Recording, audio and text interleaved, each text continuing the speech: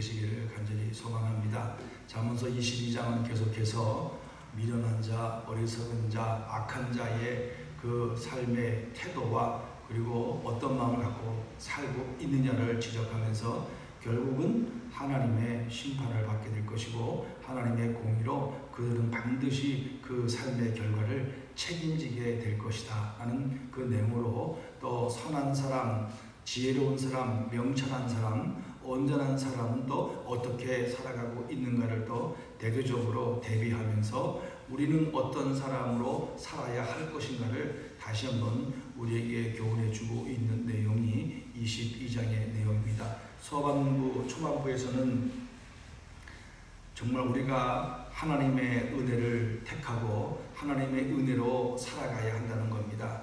물질의 욕심도 갖지 말고 또 사람의 그 명예의 욕심도 갖지도 말고 그저 하나님의 은혜를 받아서 믿음으로 살아가는 삶이 가장 행복한 삶이라는 것들을 이 잠언서 기자는 우리에게 교훈해 주고 있습니다. 그러면서 이 모든 이 땅에 살아가면서 가난한 자도 있고 부자도 있지만 이 모든 것이 하나님께서 만드셨고 하나님께서 세우셨고 하나님께서 섭리하시고 주관해 가고 있다는 사실을 우리에게 또 설명해 주고 있습니다. 우리가 사는 이 세상은 다양한 사람이 존재하고 있지만 그 다양한 사람 가운데 역사하시고 주관하시고 섭리하시는 이 하나님의 놀라운 은혜를 우리는 기억해야 할 것입니다. 그래서 우리는 누구나 다 하나님 앞에 평등하고 누구나 다 하나님 앞에 똑같다는 사실을 기억하고 우리는 그저 하나님의 은혜를 바라보는 소망 가운데 살아가는 그런 우리들의 믿음의 삶이 있어야 될 줄로 믿습니다. 그리고 또 4절에서 겸손과 여호와를 경외함의 보상은 특별히 오늘 22장에서는 하나님에 관하여 이 솔로몬은 강조하고 있습니다.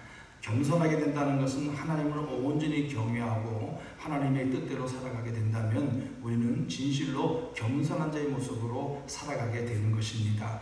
악한 자들, 어리석은 자들, 미련한 자들은 겸손함이 없습니다. 그들은 자기들의 방법과 자기들의 욕심을 따라 살아가는 자들입니다. 그렇지만 하나님을 사랑하고 하나님을 온전히 믿고 하나님만을 경외하는 심정으로 살아가는 사람들은 자연스럽게 우리의 삶의 모습에 겸손함이 배어서 나온다는 겁니다. 그것은 자기를 십자가에 못 박아 버리신 그리고 우리 죄를 위해서 구속해 주신 예수 그리스도의 사랑과 겸손의 모습이 우리에게 보여주셨기 때문에 우리들도 그 주님을 따라서 겸손한 모습으로 바뀌게 된다는 사실을 우리는 기억해야 될 줄로 믿습니다. 그래서 겸손한 모습으로 살아가게 된다면 하나님께서 우리에게 주시는 그 은혜는 말로 표현할 수 없는 것을 우리에게 보여주고 있습니다. 재물과 영광과 생명이다. 그런데 오늘 우리가 이 땅에 살아가면서 잘못된 것은 뭐냐면 이거 순서가 바뀌었다는 겁니다. 우리가 먼저 하나님을 온전히 경외하고 하나님의 뜻대로 살아가야 함에도 불구하고 우리는 먼저 그렇게 살지는 못할지언정 먼저 구하는 것이 재물과 영광과 생명을 구할 때가 얼마나 많이 있습니까? 우리는 순서를 바로 세워서 먼저 하나님을 온전히 경외하고 하나님의 뜻대로 살아갈 때에 우리에게 주신 이 놀라운 하나님의 은혜와 사랑의 역사가 일어날 줄로 믿습니다. 마태복음 6장 33절에 뭐라고 말씀했습니까? 너희는 먼저 그의 나라와 그의 의를 구하라. 먼저 너희는 그의 나라와 그의 의를 구하라. 하나님의 뜻대로 하나님을 경배하고 하나님을 먼저 섬기고 사랑하고 온전히 그분의 뜻에 살아갈 때에 하나님께서는 우리의 모든 것들을 아시고 필요한 것을 채워주시고 공급해 주신다는 말씀입니다. 그렇지만 우리들은 이 진리의 말씀을 깨닫지 못하고 우리가 뭔가 잡으려고 움켜잡으려고 몸부림치고 애쓰는 모습이 얼마나 많이 있습니까? 이것은 겸손이 아니고 바로 욕심이라는 사실을 우리는 깨달아야 될 줄로 믿습니다. 또 잠언서 뒷부분에 보면은 이 욕심의 결과가 얼마나 좋지 않은가를 또 설명해 주고 있습니다. 욕심으로 가난한 자를 억압합니다. 자기의 이익을 채우려고 가난한 자를 억압하고 자기의 계획대로 세우려고 그 결과는 하나님의 심판과 하나님의 공의의 판단으로 그 열매를, 그 결과를 받게 된다는 것들을 우리에게 교훈해 주고 있습니다. 그리고 욕심을 따라 살아감으로 인해서 또 가늠한 여인의 유혹에 넘어가는 그런 안타까운 모습도 또 우리에게 보여주고 있습니다.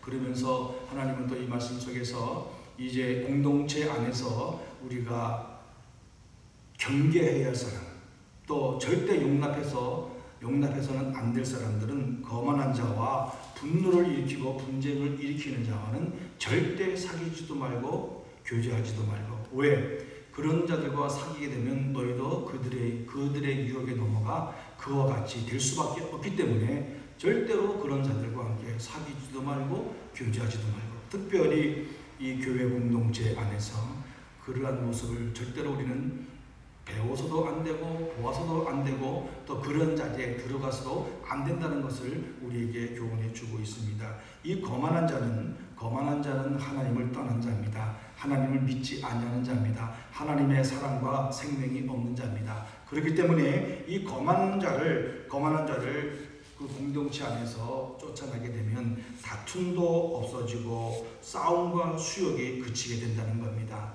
그렇기 때문에 우리가 믿음의 공동체의 삶을 살면서 우리 가운데 나타나는 많은 이런 상황에 대해서는 우리는 단호하게 대처하고 또 거기에 휩쓸리지 아니하고 우리는 온전히 겸손한 마음으로 하나님만을 경외하며 살아가는 그런 믿음의 삶이 우리 가운데 있어야 될 줄로 믿습니다. 그러면서 또 22장에서는 마음이 정결한 사람, 또 눈이 선한 사람들의 특징이 무엇인가를 설명해 주고 있습니다.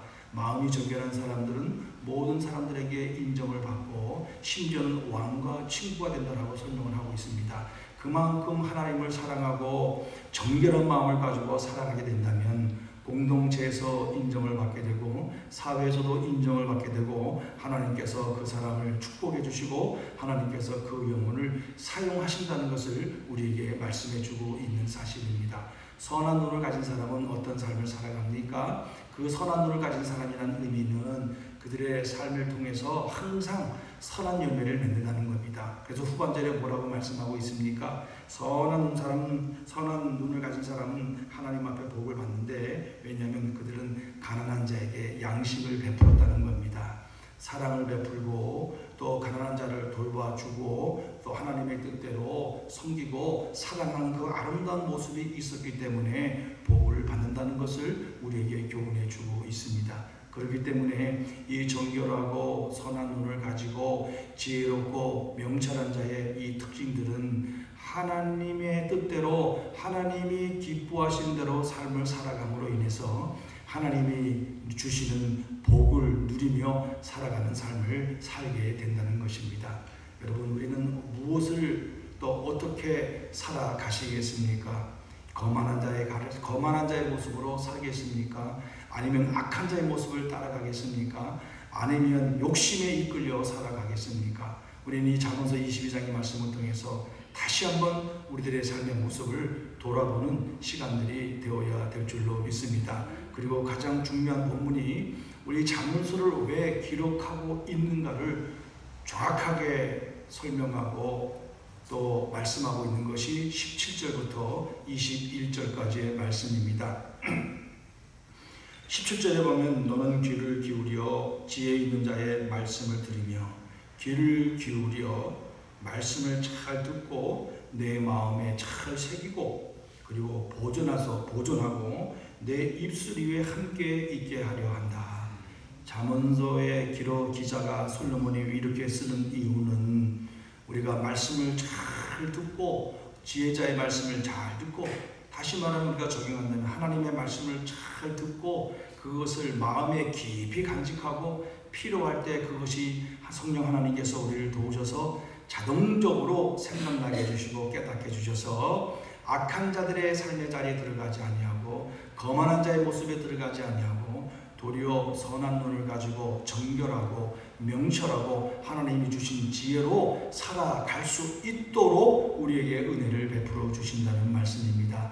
그러면서 그 말씀대로 살아가게 되면, 그러면서 특별히 19절에 분명하게 강조하고 있습니다. 내가 내게 여호와를 의뢰하게 하려 하여 누구를 의뢰하게 하려고 합니까? 여호와를 의뢰하게 하여. 이것은 하나님을 온전히 의지하고 하나님을 믿고 하나님을 신뢰하기 하기 위해서 내가 이렇게 너희에게 교훈의 말씀을 전하고 있는 것이다.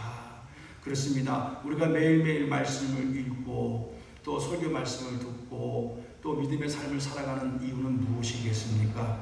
이 땅에 살면서 온전히 하나님을 의지하고 그분만을 바라보고 그분께서 베풀어 주신 은혜를 따라 이 땅에서 살아가는 삶을 의미하고 있는 것입니다. 그래서 우리는 이 잠언, 이 솔로몬의 이 분명한 목적과 목표를 우리에게 제시해 주고 그러면서 아름다운 것을 너에게 기록하고 또 진리의 확실한 말씀을 깨닫게 하며 그래서 우리는 하나님의 말씀을 깨닫는 은혜가 절대적으로 우리에게 필요합니다. 그리고 하나님의 말씀을 마음판에 깊이 새기고 반석에 글을 새기면 많은 세월이 흘러가도 그 반석에 새긴 글자는 절대로 지워지지 않습니다. 그렇지만 모래 위에 쓰여진 글자는 물만 한번 휩쓸고 지나가면 사라져 버립니다. 우리는 그 모래 위에 지은 집이 아니고 반석 위에 지은 집이 되어서 하나님의 말씀을 따라 온전히 순종하여 살아갈 때에 우리의 삶은 축복된 삶이 될 것이고 하나님과 동행하는 삶, 하나님의 임재 안에 가는 삶이 될 줄로 믿습니다.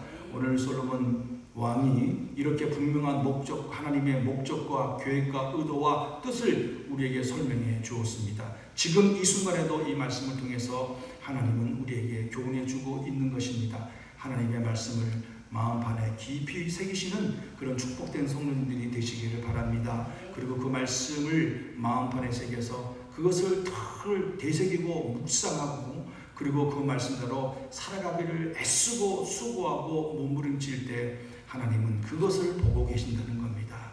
우리의 삶의 그 애씀과 수고와 노력을 보고 계신다는 겁니다. 그래서 데살로니가 전서에 보면 사도 바울은 데살로니가 교회가 어떤 교회인가를 이야기하고 있습니다. 너희는 믿음의 역사가 있는 교회였다. 사랑의 수고가 끊임없이 나타나는 교회였다. 예수님을 향한 소망과 인내가 끊임없이 나타나는 교회였다라고 사도 바울은 인정하고 있습니다. 우리는 하나님 앞에 인정받고 하나님 앞에 사랑받고 그저 하나님의 은혜를 따라 살아갈 때 이 말씀의 놀라운 역사가 우리 가운데 나타나게 될 줄로 믿습니다. 그래서 우리는 이 말씀의 그 분명한 의도를 깨닫고 오늘도 말씀 따라 순종하며 살아가야 될 줄로 믿습니다. 디모데후서 3장 15절부터 17절에 우리에게 뭐라고 말씀해 주고 있습니까?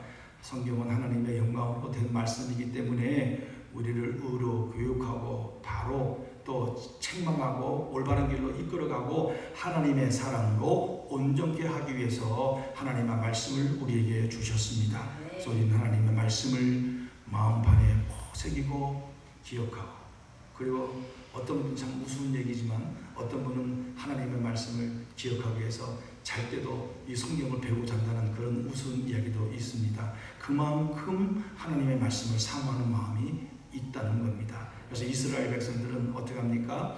이마에 자그마한 상자에 말씀을 집어넣고 머리에 띠를 뜨고 다닙니다. 손목에 메고 다닙니다. 손가락에 줄을 말씀을 기록한 줄을 메고 달고 있습니다. 또 하나님을 경외한다는 그것을 기억하기 위해서 옷자락 제일 끝에 깃을 만들어 놓고 다니고 있습니다. 그것은 그만큼 내가 하나님을 의지하고 말씀에 따라 순종하여 살아야겠다는 자신들의 결단과 결심과 믿음의 표현입니다. 오늘 우리는 이런 믿음의 표현을 통해서 다시 한번 오늘 잠언서 22장의 말씀을 통해서 우리에게 주시는 교훈을 따라서 정말 하나님을 경외하고 하나님을 의지하고 그분의 말씀을 깊이 간직하고 순종하여 살아감으로 하나님 앞에 영광을 올려드리고 오늘도 믿음으로 승리하는 축복된 하루가 되시기를 간절히 바라겠습니다. 기도하겠습니다. 하나님 아버지 감사합니다.